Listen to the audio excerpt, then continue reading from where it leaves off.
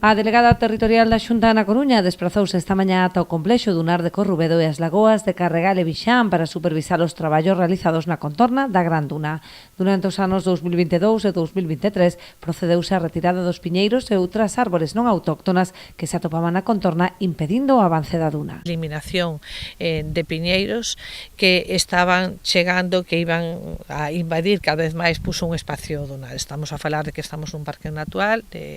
con unha protección de preto de 1000 hectáreas e se fixo unha actuación en un torno a 137 hectáreas.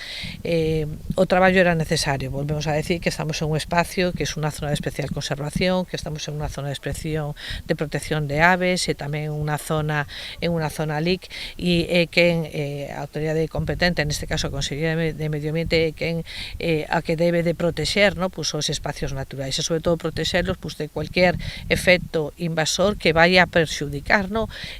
a zona dunar. Agora, 2 anos despois, xa se aprecian os primeiros indicios de recuperación, coa aparición de 2 novas linguas de area que avanzan cara ao nordeste. Indicios que se confirmarán cos resultados do estudo que ten en marcha a Xunta, no que se monitorizou a situación da duna dende un ano antes da tala das árbores. Se fixo realmente unha labor moi importante escaneando a duna e a zona e a contorna próxima á duna durante 4 anos. Se utilizou un sistema de dron con sistema LIDAR, que é un sistema que escanea ao centímetro toda a duna, e entón ahora temos unha serie de datos de 4 anos, de que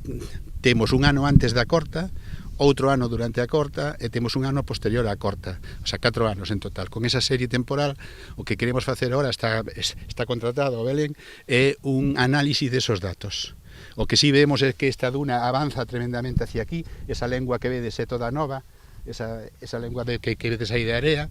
e agora a xente pode pensar o que queira, pero realmente